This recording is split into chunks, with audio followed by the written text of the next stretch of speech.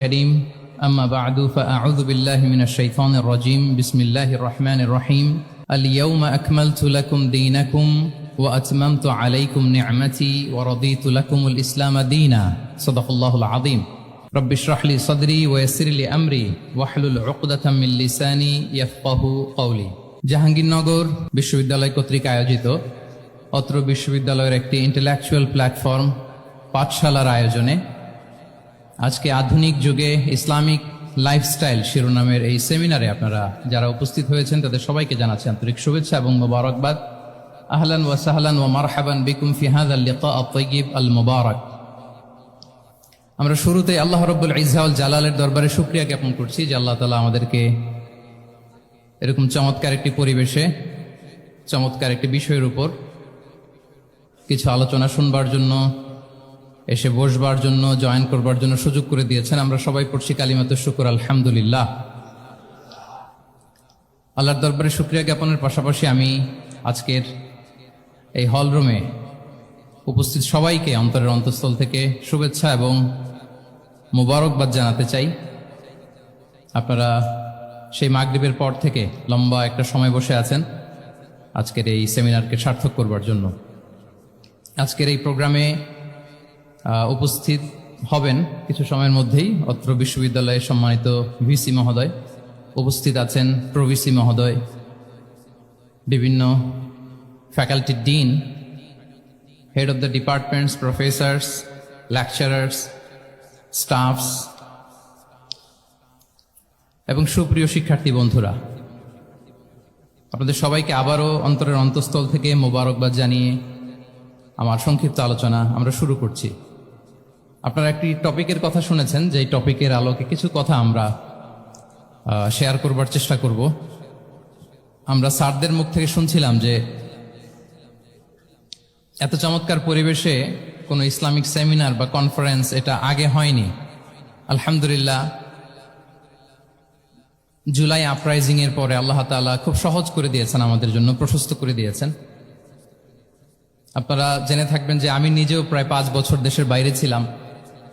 মালয়েশিয়াতে থেকে থেকে ভাবতাম যে দেশে কি আমি 29 সালে ঢুকতে পারবো না 41 সালে ঢুকতে পারবো।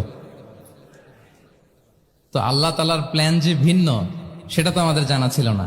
খুত্তাতুল্লাহি আ'যামু মিন খুত্তাতিনা, আমাদের প্ল্যানের চেয়ে আল্লাহর প্ল্যান অনেক বড়।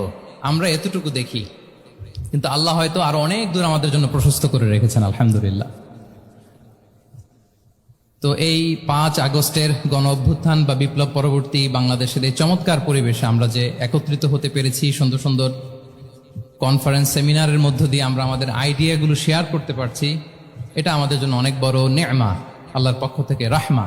তো আমরা যেন এটাকে পজিটিভলি কাজে লাগাই এবং এই যে ইসলামের বিউটি, এটা যেন আমরা আমাদের ভাই বোনদের কাছে তুলে ধরতে পারি।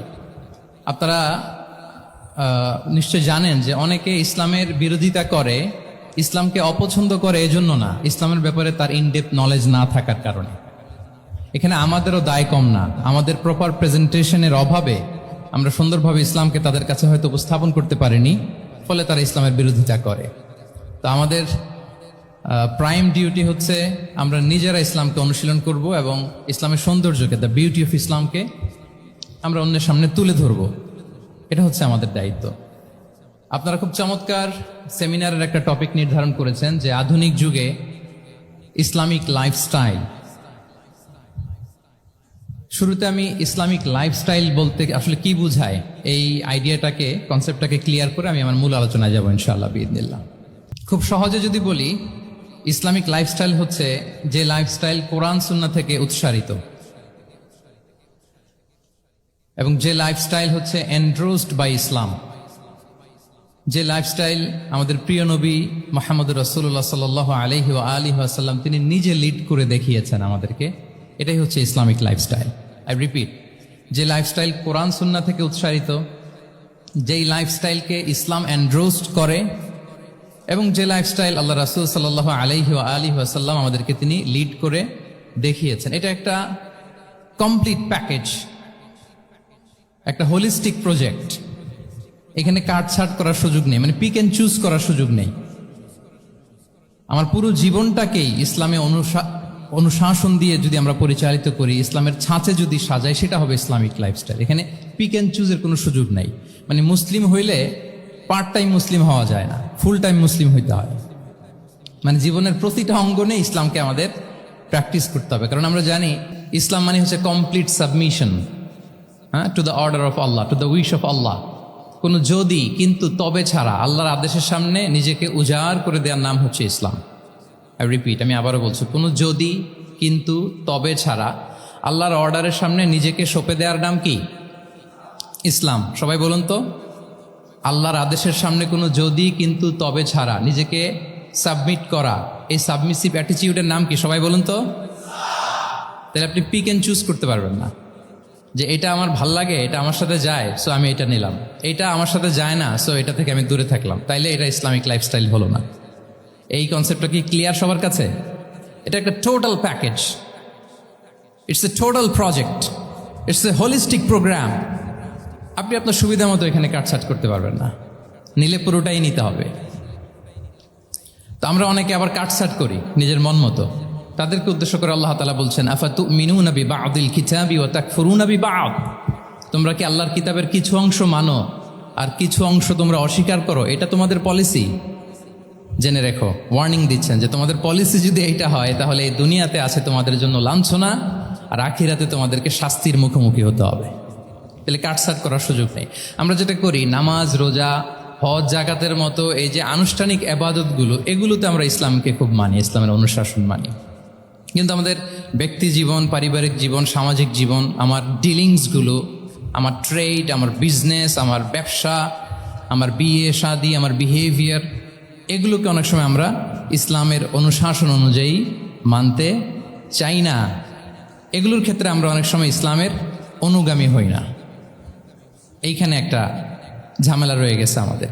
কিন্তু মূল কথা হচ্ছে, আপনি ইসলামকে মানলে দ্য টোটাল প্যাকেজ আপনাকে মানতে হবে। এখানে কাটছাট করার কোনো সুযোগ আছে বলেন তো? আওয়াজ করে বলেন, কোন কাটছাটের সুযোগ কি আছে? না, কারণ কমপ্লিট প্যাকেজ, কমপ্লিট প্যাকেজ। জীবনের প্রতিটি অঙ্গনকে ইসলামের অনুশাসন দিয়ে সাজানো, বা জীবনের প্রতিটি অঙ্গনে ইসলামকে অনুশীলন করার নামই হচ্ছে ইসলামিক লাইফস্টাইল। মূলত ইসলামই একটা lifestyle. Islam is not merely a set of beliefs and rituals, rather it's a lifestyle. ইসলাম নিজেই একটা lifestyle that emphasizes justice, spirituality, integrity and modesty. আপনি যদি নিতে চান, আপনাকে পুরোটাই নিতে হবে, তাহলে কাটছাট করার সুযোগ নেই। এটা হচ্ছে প্রথম, first and foremost reminder tonight, যে ইসলাম একটা টোটাল প্যাকেজ, একটা কমপ্লিট প্রোগ্রাম, একটা হোলিস্টিক প্রোগ্রাম। এখানে পিক অ্যান্ড চুজ করতে পারবো না আমরা। আপনি যদি আমাকে ইসলামী লাইফস্টাইলের উপরেই সেমিনারে কথা বলতে বলেন, I must say you have to take the entire package. পুরোটাই আপনাকে নিতে হবে। এই আইডিয়াটা ক্লিয়ার হয়েছে আমাদের সবার কাছে? সবার কাছে ক্লিয়ার তো? তাহলে পিক অ্যান্ড চুজ করবো নাকি? শুনি নাই সবার কাছ থেকে। পিক অ্যান্ড চুজ করা যাবে? কাটছাট করা যাবে? কিছু কিছু রুলস এন্ড রেগুলেশন আমার খুব ভালো লাগে, আমার জন্য খুব সুবিধা হয়, ওইটা নিলাম, বাকিগুলা কাটছাট করে দিলাম।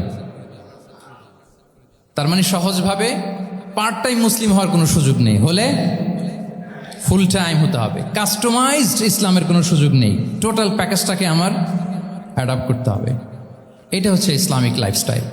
তো আজকের এই সেমিনারে আমি কিছু ট্রেটস বা the core values of Islamic lifestyle আপনাদের সাথে শেয়ার করবার চেষ্টা করব, যাতে করে ব্যাপারটা আরও ক্রিস্টাল ক্লিয়ার হয় যে আসলে what is Islamic lifestyle all about.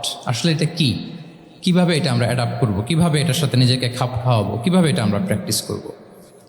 তাহলে প্রাথমিক কথা অলরেডি ডান, যে কাটছাট আমরা করব না, পিক অ্যান্ড চুজ করবো না, টোটাল প্রোগ্রামটাই আমরা নেওয়ার চেষ্টা করব। তো এখন আমরা কিছু কোর ভ্যালিউজের কথা বলবো, যেগুলো দিয়ে ইসলামিক লাইফস্টাইলের মূল ধরনটা আমাদের কাছে ক্লিয়ার হবে।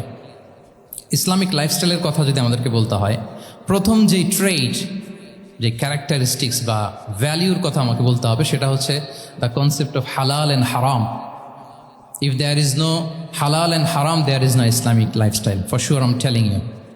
যদি হালাল হারাম না থাকে, এটা যদি আমরা মেনটেন না করি, এটা কোশ্চিন কালো ইসলামিক লাইফস্টাইল হবে না। আপনাকে হারাম থেকে যোজন যোজন দূরে থাকতে হবে, আর হালাল দিয়ে জীবনটাকে সাজাতে হবে, কারণ যেখানেই হালাল সেখানেই বারাকা।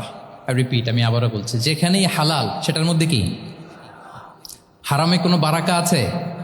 হারামে আছে অস্থিরতা, সাময়িক উন্মাদনা, এর ভেতরে বারাকা নাই। হালালের ভেতরে আল্লাহ তাআলা বারাকা ঢুকিয়ে দিয়েছেন। আচ্ছা, আপনারা বলুন তো, গরুর গোশত খাওয়া এটা হালাল না হারাম? হালাল। কুকুরের গোশত খাওয়া হালাল না হারাম? আচ্ছা, গরু বছরে বাচ্চা দেয় কয়টা? গাভী? আচ্ছা, একটা। কুকুর দেয় কয়টা? কয়টা? 7টা, 8টা, 10টা? ফ্যামিলি প্ল্যানিং নাই তো? দেদারসে দিচ্ছে। আচ্ছা, গরু হালাল, কুকুর হারাম। গরু বাচ্চা দেয় কয়টা? কুকুর দেদারসে দিচ্ছে। তারপরেও বলেন, আমাদের এই যে বাংলাদেশে আমাদের কুরবানির ঈদে লক্ষ লক্ষ গরু জবাই হয়, বিয়ের অনুষ্ঠানগুলোতে এত গরুর গোশত আমরা খাই, আর প্রতিদিনের চাহিদা মেটানোর জন্য তো কত গরু কোরবানি করা হয়। এরপরে বলেন, বাংলাদেশে গরু বেশি না কুকুর বেশি? সবাই বলেন, গরু বেশি না কুকুর বেশি? কারণ কি? হালাল। কারণ কি? এই হালালে বরকত ঢুকিয়ে দিয়েছে কে? তাহলে if there is no concept of হালাল অ্যান্ড হারাম, there is no Islamic lifestyle. প্রথম core value of Islamic lifestyle হচ্ছে আপনাকে হালাল দিয়ে আপনার জীবনকে সাজাতে হবে। লা ইয়াদখুলুল জান্নাতা জাসাদুন গুযিয়া বিল হারাম। হারাম খেয়ে বর্ধিষ্ণু যে দেহ, সে দেহ আল্লাহর জান্নাতে প্রবেশ করবে না। মানে whatever you consume, it should be হালাল। এটা হালাল হইতে হবে। শুধু যেটা আপনি খাচ্ছেন এটাই না, কুলু মিম্মা ফিল আরদি হালালাম তাইয়্যিবা, আল্লাহ তাআলা বলেছেন যেটা কনজিউম করবো হালাল হবে, হালাল হতে হবে। তো এটা শুধু এত ন্যারো কনসেপ্ট না, আপনার জীবনের সবটাই হালাল হতে হবে। ইউর ফুড শুড বি হালাল, ইউর ড্রিঙ্ক শুড বি হালাল, ইউর ইনকাম শুড বি হালাল, ইউর ফ্যাশন শুড বি হালাল, ইউর এন্টারটেইনমেন্ট শুড বি হালাল। সব কিছু হালাল হইতে হবে। আমরা অনেকে যে ভুলটা করি, আমরা খাওয়ার ক্ষেত্রে শুধু হালাল খুঁজি, এরকম অনেকে করে, কিন্তু অন্যান্য ক্ষেত্রে হালাল হারামের বাজ বিছান নাই। আমি একটা উদাহরণ প্রায়ই দেই, দেখবেন যে আমাদের বাংলাদেশের সরকারি অফিসগুলোতে তো ঘুষ চলে নাকি? আল্লাহ ঘুষ থেকে এই জাতিকে তুমি হেফাজত করো। আচ্ছা, দেখবেন যে আমাদের বিভিন্ন সরকারি অফিসগুলোর মুসলিম কর্মকর্তারা তারা ওয়াইন খায় না। আমি দেখেছি, থাইল্যান্ডে গিয়েছে, চায়না গিয়েছে অফিসের কাজে, ওখানে হালাল রেস্টুরেন্টগুলো খোঁজে, কারণ মুসলিম, তার হালাল খাইতে হবে। তো সে ওয়াইন খায় না, পর্ক খায় না, কারণ ইসলামে এটা হারাম। আবার অনেক হিন্দু কর্মচারী, সে আবার গরুর গোশত খায় না, কারণ কি তার ধর্মে ওইটা হারাম। কিন্তু এই মুসলিম কর্মচারী, হিন্দু কর্মচারী দুইজনের নির্বিশেষে মাশাআল্লাহ ঘুষ খায়। এরকম হয় না? দেখেন, মুসলিম ওয়াইন খায় না, পর্ক খায় না, তার ধর্মে হারাম। আমার হিন্দু ভাই গরুর গোশ খায় না, এটা তার ধর্মে হারাম। কিন্তু ঘুষ আবার দুই ধর্মে হালাল নাকি? হ্যাঁ, হালাল না। তার মানে ওই যে pick and choose, you got the point, right? Pick and choose করেছে যে আমার ধর্মের এই এই নিয়ম আমি মানব, কারণ এটা আমার জন্য খুব ফ্লেক্সিবল, এটা খুব ভালো লাগে। কিন্তু যেটা কঠিন হয়ে যাচ্ছে, যেটা তার বিরুদ্ধে দাঁড়াচ্ছে, ওইটা সে মানে না। তাহলে পিক এন্ড চুজ করার কোনো সুযোগ, আমরা আমাদের গোটা জীবনকে হালাল দিয়ে সাজাইতে হবে। তাহলে your lifestyle will be Islamic lifestyle. এই কথাটা কি বুঝতে পেরেছেন?